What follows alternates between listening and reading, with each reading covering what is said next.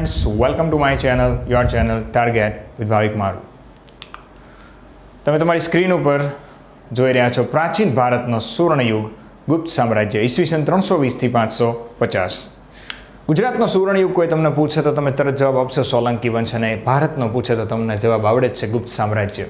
સુવર્ણયુગ કોને કહેવાય મિત્રો? તો સુવર્ણયુગની કોઈ પર્ટિક્યુલર ડેફિનેશન નથી, પણ સુવર્ણયુગનો અર્થ એવો થઈ શકે કે એ સમયે એ વંશે ભારતના ઇતિહાસમાં કંઈક એવું પ્રદાન આપ્યું છે કે જે એની પહેલાં આવેલા ઘણા બધા વંશોએ અને એની પછી આવેલા વંશોએ એ પ્રદાન આપ્યું નથી. તો કયા કયા ક્ષેત્રે એમણે સર્વશ્રેષ્ઠ પ્રદાન આપ્યું છે? તો ગુપ્તોએ સ્થાપત્ય કળામાં આપણને શ્રેષ્ઠ પ્રદાન આપ્યું છે, જે આજે પણ આપણે જોઈ શકીએ છીએ.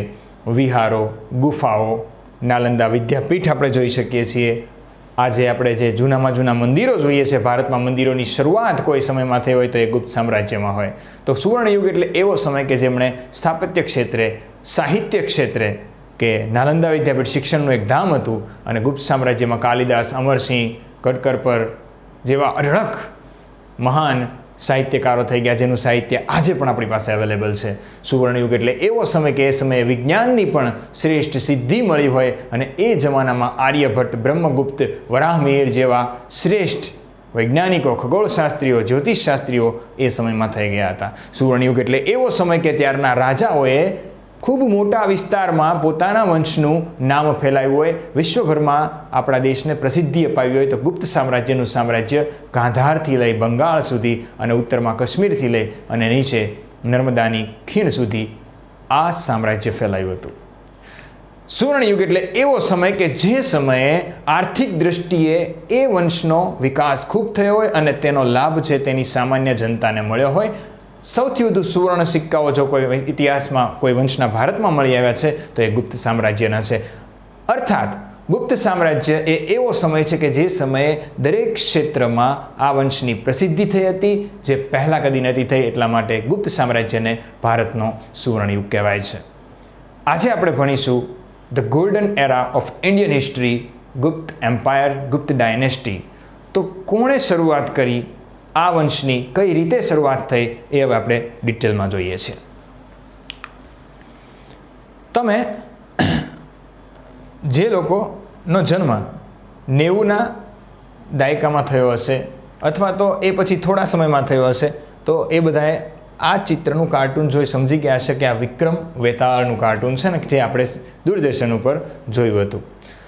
આજકાલની પેઢીઓ તો કદાચ પેપા પીગ અને ટોકિંગ ટોમથી આગળ નથી વધતી, ત્યારે આપણા સમયમાં આપણે આવું કંઈક જોયું હતું. એ સમયે પબજી નહોતી. વિક્રમ વેતાળ એ આ વંશનો મહાન રાજા વિક્રમાદિત્ય અને એનો અંગત સલાહકાર વેતાળ. આ ઇતિહાસ આપણે આ લેક્ચરમાં ભણવાનો છે.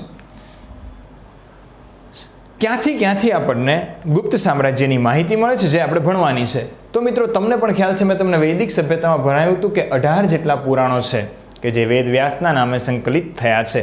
આ 18 પુરાણોમાં મિત્રો વિષ્ણુ પુરાણ, વાયુ પુરાણ અને બ્રહ્માંડ પુરાણ, આ ત્રણેય પુરાણ છે એ ગુપ્ત સામ્રાજ્યના સમય અને એના પછી બન્યા હોય એવું દેખાય છે. કારણ કે આ ત્રણેય પુરાણમાં ગુપ્ત સામ્રાજ્ય વિશેની માહિતી અને એના રાજાઓની ચર્ચાઓ છે. ઉપરાંત કાલિદાસની રચનાઓ વિક્રમવર્ષિયમથી લઈ અને અઢળક કાલિદાસે અભિજ્ઞાન શાકુંતલમ, માલવિકા, અગ્નિમિત્રમ, આ અઢળક જે સંસ્કૃતમાં કથાઓ લખી છે એમાં પણ આપણને ગુપ્ત વંશની માહિતી મળી રહે છે. કાલિદાસની દરેક જે કૃતિઓ છે આપણે ડિટેલમાં અંતમાં ભણીશું. વિશાખાદત્તે લખેલું દેવી ચંદ્રગુપ્તમમાં આપણને ચંદ્રગુપ્ત બીજા વિક્રમાદિત્યની માહિતી મળે છે. મુચ્ચકટિકમ શુદ્રકમાં ગુપ્ત વંશનો સમાજ વ્યવસ્થા, ગુપ્ત વંશનો વહીવટ કેવો હતો તેની પણ માહિતી મળે છે. આ ઉપરાંત એક નીતિસાર નામનું જે પુસ્તક છે કે જેના અનુસાર ગુપ્ત સામ્રાજ્યનો વહીવટ થતો હતો, એ પુસ્તક પણ આપણને ગુપ્ત વંશની માહિતી આપે છે. ગુપ્ત વંશના વહીવટની આ જીપીએસસી 1-2 લેવલે છે. કામંદકે લખેલું પુસ્તક નીતિસાર. આ ઉપરાંત મિત્રો, ભારતમાં 3 મહાન ચીની યાત્રાળુઓ આવ્યા, ચાઇનીઝ પિલગ્રીમ્સ. આ બૌદ્ધ ભિક્ષુકો હતા. એમાં સૌથી પહેલાં ફાહિયાન છે એ આવે છે, એ આ વંશમાં આવે છે, ગુપ્ત વંશમાં, ચંદ્રગુપ્ત બીજાના સમયમાં. ત્યાર પછી આપણે જોઈશું યુએન સાંગ. હર્ષવર્ધનના સમયમાં જોશું. ત્યાર પછી અંતમાં આવશે ઈત્સિંગ, એની પણ ચર્ચા આપણે કરીશું. પણ આ વંશમાં સૌપ્રથમ ચીની યાત્રાળુ આવશે ચંદ્રગુપ્ત બીજાના સમયે ફાહિયાન. ફાહિયાને એક પુસ્તક લખ્યું હતું ફો ક્વો કી, અને આ ફો ક્વો કી પુસ્તક ઉપરથી પણ ભારતની માહિતી, ગુપ્ત સામ્રાજ્યની માહિતી આપણને મળે છે. યુએન સાંગના પુસ્તકમાંથી પણ આપણને માહિતી મળે છે. CU કી નામનું પુસ્તક જે લખ્યું હતું એમાંથી પણ આપણને માહિતી મળે છે. પુરાતત્વિક સિક્કાઓ, સોનાના સિક્કાઓ મળ્યા છે, ચાંદીના સિક્કા, તાંબાના સિક્કાના સિક્કાઓ પરથી આપણને ઓલમોસ્ટ મિત્રો ગુપ્ત વંશની માહિતી મળે છે, જે આપણે ચર્ચા કરીશું. ગુપ્ત વંશના સ્થાપત્યો કયા કયા છે જે આપણે જોઈ શકીએ તો અઢળક મંદિરો ગુપ્ત વંશમાં બન્યા છે, અઢળક મૂર્તિઓ બની છે, અઢળક સ્તંભો પણ બનાવવામાં આવ્યા છે. અશોકે ભારતમાં સ્તંભલેખ શરૂઆત કરી હતી, પરંતુ એનો અર્થ એ નથી કે અશોકના પછી કોઈ સ્તંભલેખ નથી લખ્યા. ગુપ્ત વંશમાં પણ ઘણા બધા સ્તંભલેખો, ગુફાલેખો, શિલાલેખો લખાયા છે. એની ચર્ચા આપણે ડિટેલમાં કરીશું. ગુફાઓ, અને અહીંયા આગળ તમે જોઈ શકો છો કે ઔરંગાબાદ મહારાષ્ટ્રમાં જે આવ્યું છે એની આ અજંતાની ગુફાઓ વેરી પોપ્યુલર, કદાચ સ્કૂલમાંથી કોઈ પ્રવાસમાં પણ ગયું હશે. ત્યાર પછી આપણે મધ્યપ્રદેશની બાઘની ગુફાઓ છે, અને એવી અઢળક ગુફાઓમાંથી આપણને ગુપ્ત વંશની માહિતી મળે છે. અભિલેખો કયા કયા લખાયા છે તો મિત્રો પ્રયાગનો સ્તંભલેખ લખાયો છે સમુદ્રગુપ્ત દ્વારા, પ્રયાગ અભિલેખ, અને આ પ્રયાગ અભિલેખમાંથી ગુપ્ત વંશની ઘણી બધી માહિતી મળે છે. ચંદ્રગુપ્ત બીજાની પણ વાત પાછળથી એમાં એડ કરવામાં આવી છે. તો પ્રયાગ સ્તંભલેખ છે એ અલ્હાબાદ યુપીમાં આવેલો છે, જેને આપણે આજે પ્રયાગરાજ કહીએ છીએ. ઉદયગીરીનો ગુફાલેખ છે એ ચંદ્રગુપ્ત બીજાના સમયમાં લખાયો હતો, એમાંથી પણ આપણને ઘણી બધી માહિતી મળે છે. ભીતરીનો સ્તંભલેખ છે સ્કંદગુપ્ત દ્વારા લખાયો હતો, એની પણ માહિતી લઈશું. અને જૂનાગઢનો જે આપણો અભિલેખ છે એમાંથી પણ આપણને ગુપ્ત વંશની માહિતી મળે છે. તો આ બધા સ્ત્રોત છે જ્યાંથી આપણે ગુપ્ત વંશની માહિતી મળે છે. ખાસ ગુજરાત, મધ્યપ્રદેશ અને ઉત્તર પ્રદેશમાં ગુપ્ત વંશની માહિતી સૌથી વિશેષ મળી છે. ગુપ્તો ની દરેક મૂર્તિ શૈલી જોઈ લો કે એમના સ્થાપત્યમાં તમને ક્યાંક ને ક્યાંક ગરુડ જોવા મળશે. એમના ઘણા બધા સાહિત્યોમાં, એમના સિક્કાઓમાં ગરુડ મળશે. એટલે ગરુડ છે એ ગુપ્ત વંશનું એ વખતેનું સિમ્બોલ હશે એવું માનવામાં આવે છે. અને એટલા જ માટે ઘણા બધા વિદ્વાનો એવું કહે છે ગરુડ વિષ્ણુ ભગવાનનું વાહન છે, એટલે વૈષ્ણવ સંપ્રદાયના ગુપ્તો હતા. બે મત છે, કાં તો ગુપ્તો વૈષ્ણવ હતા અને કાં તો બ્રાહ્મણ હતા. અલગ અલગ ઇતિહાસકારો એને અલગ અલગ માને છે. ઘણા ઇતિહાસકારો બ્રાહ્મણો તથા ઘણા વૈશ્ય માને છે. રાયચૌધરીના મત અનુસાર તેઓ બ્રાહ્મણો હતા, કારણ કે ઘણી બધી જે એમની દીકરીઓ છે એના લગ્ન બ્રાહ્મણો સાથે કરવામાં આવ્યા હતા. એટલે કદાચ એવું માને છે કે ગુપ્તો છે બ્રાહ્મણો હતા. કેમ કે ચંદ્રગુપ્ત બીજાની પુત્રી પ્રભાવતીના ગુપ્ત છે વાકાટક વંશમાંથી હતા, અને વાકાટક વંશ છે એ બ્રાહ્મણ વંશ હતો. એ સમયમાં આંતરજ્ઞાતીય લગ્ન નહોતા થતા, એટલે કદાચ બ્રાહ્મણના લગ્ન બ્રાહ્મણ સાથે થયા હોય એવો એક મત છે. પરંતુ વધારે મતો આપણને મળ્યા છે શેના છે? વૈશ્યના. તો પરીક્ષામાં એવું પૂછાય કે ગુપ્તો ક્યાં વંશના છે, તો યાદ રાખજો ગુપ્તોનો વૈશ્ય લખવાનું જો પૂછાય તો. રોમિલા થાપર, રામશરણ શર્મા જેવા મહાન ઇતિહાસકારો છે જેની UPSCમાં પણ દરેક વિદ્યાર્થીઓ બુક વાંચતા હોય છે. એ લોકો એમને વૈશ્ય માને છે. એનું કારણ એ જ છે કે દરેક સ્મૃતિઓમાં એમની પાછળ ગુપ્ત લાગતું, અને ગુપ્ત છે એ એક વૈશ્યની શાખા છે, એટલા માટે કદાચ ગુપ્તો વૈશ્ય છે. અને શ્રી શબ્દ પણ ખાસ વૈષ્ણવ ધર્મમાં વપરાયો હતો, એટલા માટે શ્રી ગુપ્ત, શ્રી ચંદ્રગુપ્ત એવા ઘણા બધા છે, એટલા માટે આપણે એને વૈશ્ય ગણીશું. શ્રી આદરપૂર્વક માન માટે લગાવેલ ઉપસર્ગ છે એ મુજબ સ્થાપક શ્રી ગુપ્ત માનવામાં આવે છે. ઓકે, હવે શરૂઆત કરીશું આપણે ખરેખરી કે ગુપ્ત વંશની શરૂઆત કઈ રીતે થઈ. તો મિત્રો પાછું એક વખત ફરી વખત આપણે રિવિઝન છે એ કરવું જરૂરી બનશે. ચર્ચા કરું તો સૌથી પહેલાં આપણે અહીંયા આગળ જોયું કે શરૂઆતમાં હર્યક વંશ બિંબિસાર દ્વારા, ત્યાર પછી આપણે જોયો શિશુનાગ વંશ શિશુનાગ દ્વારા, ત્યાર પછી આપણે ઈસવીસન પૂર્વે 544, ઈસવીસન પૂર્વે 412, ત્યાર પછી આપણે જોયો નંદવંશ મહાપદ્માનંદ ધનાનંદની વાત કરી જ્યારે સિકંદરનું આક્રમણ થયું. નંદવંશ ઈસવીસન પૂર્વે 322માં થઈ ગયો, સોરી 544થી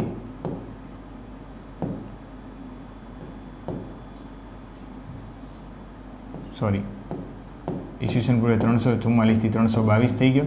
ત્યાર પછી આપણે જોયું હતું મૌર્ય વંશ. મૌર્ય વંશે શરૂઆત કરી દીધી હતી સામ્રાજ્યની. મૌર્ય વંશ ઈસવીસન પૂર્વે 322થી ઈસવીસન પૂર્વે 185 સુધી જોયો. મૌર્ય પછી અલગ અલગ મૌર્યનું પતન થયું, 4 વિદેશી આક્રમણો થયા. એમાં 4 વિદેશી આક્રમણની વાત કરીએ તો સૌથી પહેલાં આપણે જોયું યવનોનું આક્રમણ, યુનાની આક્રમણ, ત્યાર પછી શકોના આક્રમણની વાત કરી, ત્યાર પછી આપણે ભણ્યા પલ્લવન, અને ત્યાર પછી આપણે ભણી લીધું છે કુષાણોનું, કનિષ્કવાળું. અને આ બાજુ અંદર મૌર્યની પછી મગધની ઉપર જો કોઈ હક મેળવ્યો હોય તો એ પુષ્યમિત્ર શુંગવંશ, ત્યાર પછી આપણે જોયો તો કે કણ્વવંશ વાસુદેવનો, અને ત્યાર પછી અંતમાં સાતવાહન વંશ. આ દરેક ડિટેલ અત્યાર સુધી આપણે ભણી લીધી છે. હવે મેં તમને એ પણ સમજાવ્યું હતું મિત્રો કે આ સમય દરમિયાન છેલ્લે અહીંયા આગળ કુષાણોનું શાસન હતું અને નીચે સાતવાહનોનું શાસન હતું. આટલું ક્લિયર છે? અહીંયા સુધી આપણે એપ્લિકેશનમાં ભણી ચૂક્યા છીએ. હવે મિત્રો કુષાણોના સમયમાં કુષાણોનો એક સૂબો હતો જેનું નામ મિત્રો શ્રીગુપ્ત. આ શ્રીગુપ્ત છે એને કુષાણોએ સૂબો બનાવેલો. કાશીની આસપાસના વિસ્તારમાં એનું સામ્રાજ્ય શરૂ થયું હતું અને ત્યાર પછી મિત્રો કહેવાય છે કે એણે પાટલીપુત્ર ઉપર વિજય મેળવી અને પોતાની રાજધાની પાટલીપુત્રને બનાવી.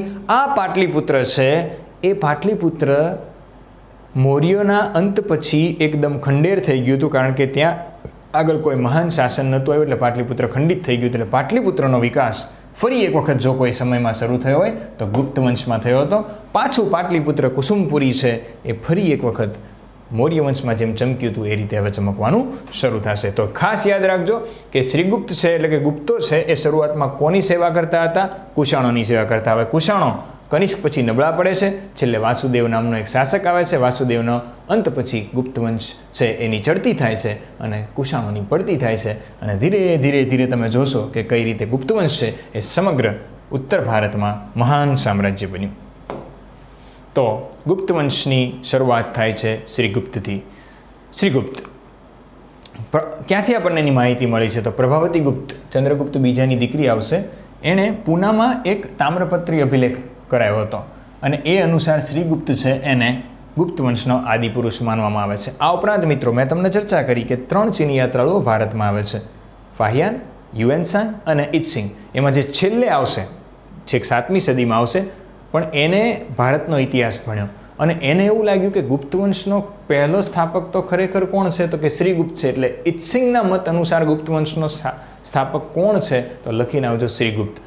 ચીની યાત્રાળુ ઇત્સિંગ 672માં આવ્યો હતો. મુજબ તે ગુપ્ત વંશનો એક રાજા હતો જેણે બૌદ્ધ મઠો બનાવવા ખૂબ દાન આપ્યું હતું. તો શ્રીગુપ્ત છે એ જ ગુપ્ત વંશનો પહેલો સ્થાપક ગણી શકાય. તે કુષાણવતી શાસન કરતો હોવાનું મનાય છે. તેણે મહારાજની ઉપાધિ ધારણ કરી હતી, પરંતુ મહારાજાધિરાજની ઉપાધિ ધારણ કરી નથી, એટલે કે એ સ્વતંત્ર હતો નહીં. તેની માહિતી ખૂબ અપૂરતી મળે છે. માત્ર 2 મોહરો શ્રીગુપ્તસ્થ લખેલી મળે છે. ઘટોત્કચ છે એ શ્રીગુપ્તનો દીકરો હતો. એટલે શ્રીગુપ્તનો દીકરો કોણ? ઘટોત્કચ. આ ઘટોત્કચ છે એની માહિતી આપણને સુપ્રિયા અભિલેખમાંથી મળે છે અને ઘટોત્કચ છે એ શ્રીગુપ્તનો દીકરો હતો અને ગુપ્ત વંશનો એક શાસક હતો. સુપ્રિયા અભિલેખ મુજબ એની માહિતી મળે છે.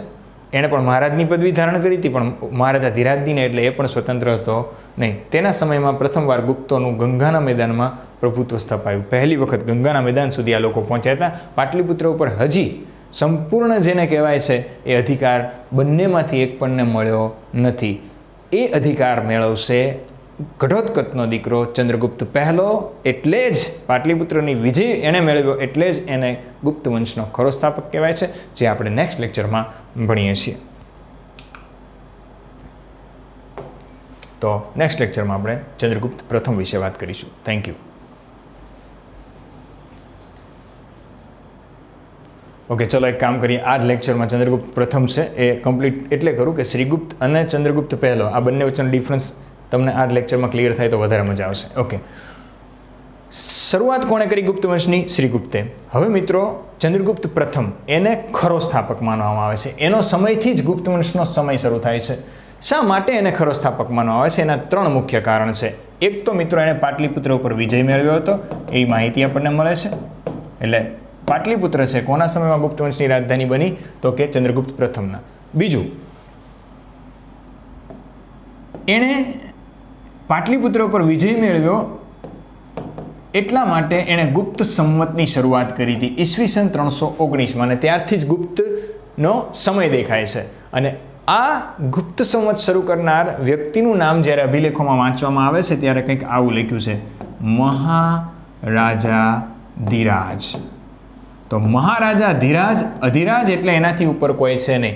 તો આ વ્યક્તિ એના પિતા ઘટોત્કચની જેમ ખાલી મહારાજા નહીં, કે નહીં એના દાદા શ્રીગુપ્તની જેમ પોતે મહારાજાધિરાજનું બિરુદ ધારણ કરે છે, એટલે કે કોઈની અંડરમાં નથી. હવે મિત્રો શા માટે એ આટલો મજબૂત બન્યો તો એનું એક જ કારણ હતું કે એ સમયનું સૌથી મજબૂત રાજ્ય હતું લીછવી, અને લીછવીઓની રાજકુમારી કુમારાદેવી સાથે એના લગ્ન થયા હતા. એ એના સિક્કા ઉપરથી માહિતી મળે છે. તો લીછવીની રાજકુમારી કુમારાદેવી સાથે ચંદ્રગુપ્તના લગ્ન થયા એટલા માટે થઈ અને લીછવીઓએ ચંદ્રગુપ્ત પહેલાંને ખૂબ મદદ કરી અને આસપાસના વિસ્તારમાં એણે ખૂબ મોટું સામ્રાજ્ય બનાવ્યું. એટલા માટે ગુપ્ત વંશનો ખરો સ્થાપક કોને કહેશું? ચંદ્રગુપ્ત પહેલાને. શ્રીગુપ્તને ખરો સ્થાપક માનવામાં આવતો નથી. ગુપ્ત વંશનો પહેલો શાસક ગણી શકાય. તો ફટાફટ એની ચર્ચા કરીએ. ગુપ્ત વંશનો વાસ્તવિક સ્થાપક અથવા સંસ્થાપક કહી શકાય. મહારાજા ધીરાજની ઉપાધિ ધારણ કરી એટલે જ એને ખરો સ્થાપક કહી શકાય. લીછવીઓની રાજકુમારી કુમારાદેવી સાથે લગ્ન કર્યા હતા. લીછવીઓ સાથે સંબંધો બાંધીને સ્થિતિ મજબૂત કરી અને એણે રાજ્ય વિસ્તાર કર્યો હતો. લીછવીઓની સહાયથી જ પાટલીપુત્ર એણે જીત્યું હતું. એ વખતે ત્યાં સુંદરવર્મન કરીને એક રાજા હતો. તો કદાચ એવો પરીક્ષામાં પ્રશ્ન પૂછે કે ચંદ્રગુપ્ત પ્રથમે પાટલીપુત્રના કયા શાસકને હરાવી અને પોતાની રાજધાની સ્થાપી હતી? તો પાટલીપુત્રનો એ વખતે રાજા હતો સુંદરવર્મન. તો સુંદરવર્મનને હરાયો હતો. કોની મદદથી? લીછવીઓની મદદથી. તો કુમારદેવી સાથે લગ્ન કર્યા હતા. આ લગ્ન સંબંધમાં મહત્વનું સમર્થન સમુદ્રગુપ્ત એટલે કે ચંદ્રગુપ્ત પ્રથમનો જે પુત્ર છે એની પ્રયાગ પ્રશસ્તિમાં કરવામાં આવ્યું છે. અને આ બધી માહિતી આપણને ક્યાંથી મળી છે? તો સમુદ્રગુપ્તે પ્રયાગ પ્રશસ્તિ જે કરાવી હતી, પ્રયાગમાં જે લેખ લખાયો હતો હરિસેન મારફત, એમાં. હવે હરિસેન કોણ છે એની ચર્ચા આપણે નેક્સ્ટ લેક્ચરમાં કરીશું, ત્યારે હું તમને કહીશ. હવે મિત્રો, કુમારાદેવી અને ચંદ્રગુપ્ત પહેલા આ બંનેના મિલનથી એક પુત્ર પ્રાપ્ત થાય છે, જે ભારતનો એક મહાન શાસક સમ્રાટ સમુદ્રગુપ્ત છે. ગુપ્ત સંવત. ગુપ્ત સંવત શરૂ કરવાનો શ્રેય ચંદ્રગુપ્ત પ્રથમને જાય છે. ઈસવીસન 319માં ગુપ્ત સંવત શરૂ થાય છે અને ત્યારથી જ ગુપ્તોનો સમય માનવામાં આવે છે. એટલે જ આ ખરો સ્થાપક ગણી શકાય. ચંદ્રગુપ્તના રાજ્યારોહણની અને સત્તા પ્રાપ્તિના સુપ્રસંગની યાદમાં, એટલે કે જ્યારે ગાદી ઉપર આવ્યો અને સત્તા પ્રાપ્તિ કરી પાટલીપુત્ર ઉપર, ત્યારે એણે ગુપ્ત સંવત શરૂ કરી હતી. 319-20માં શરૂ થઈ હતી. સૌરાષ્ટ્રનું આપણું જે વલ્લભી રાજ્યના શાસકોએ પણ આ સંવતનો સ્વીકાર કર્યો હતો, એટલે કે ખૂબ જ પ્રચલિત હતું. હવે એના સિક્કાઓની માહિતી મેળવીએ. ચંદ્રગુપ્તના સિક્કાઓ આ જીપીએસસી 1-2માં કામ આવશે. લીછવી રાજકુમારી કુમારદેવી સાથે લગ્નની યાદીમાં એણે સોનાના સિક્કા બનાવ્યા હતા. આ કુમારાદેવી છે એના ચંદ્રગુપ્ત પહેલો છે. સિક્કાની એક બાજુ એ બંનેનો ચિત્ર અંકિત છે અને બીજી બાજુ લક્ષ્મીદેવી. તમને ગુપ્ત શાસકના દરેકના સિક્કામાં એક બાજુ લક્ષ્મીદેવી જોવા મળશે અને એક બાજુ તે સમયના રાજાઓ. તો પ્રશ્ન પૂછાય કે ગુપ્ત વંશમાં સિક્કાઓમાં ફરજિયાત નીચેનામાંથી કઈ દેવી છે એની મૂર્તિ હતી, મતલબ એની ચિત્રાત્મક હતું? તો યાદ રાખજો, જવાબ આવશે ગુપ્ત વંશ. લક્ષ્મીદેવી કોના સાથે? ગુપ્ત વંશ. અને આ સમયમાં જ મિત્રો વૈષ્ણવ સંપ્રદાય છે એનો વિકાસ થયો હશે, કારણ કે લક્ષ્મીદેવી કોના પત્ની છે? વિષ્ણુ ભગવાનના. એટલા માટે એને વૈષ્ણવ માનવામાં આવે છે. ગુપ્ત યુગમાં સૌપ્રથમ સોનાના સિક્કા જો કોઈ બહાર પાડ્યા હોય તો એ સોનાના સિક્કા કોણે બહાર પાડ્યા હતા? ચંદ્રગુપ્ત પહેલા. શ્રીગુપ્ત અને ઘટોત્કચના સિક્કા મળતા નથી, એનો મતલબ કે એ લોકો ઇન્ડિપેન્ડન્ટ નહોતા, મહારાજા ધીરાજ નહોતા. એનો રાજ્ય વિસ્તાર. લીછવીઓની મદદથી તેણે મગધનો રાજ્ય વિસ્તાર કર્યો. પાટલીપુત્રના આસપાસનો પ્રદેશ જીત્યા. પ્રયાગ પણ જીતી લીધું. સાકેત એટલે કે હાલનું અયોધ્યા એ પણ ત્યાં જીતી લીધું હતું. અને આવી રીતે ગુપ્ત વંશનો ખરો પાયો કોઈ નાખ્યો હોય તો એ ચંદ્રગુપ્ત પહેલાએ. નેક્સ્ટ લેક્ચરમાં આપણે ભણીશું ભારતનો નેપોલિયન, સમુદ્રગુપ્ત. જય હિન્દ, જય ભારત.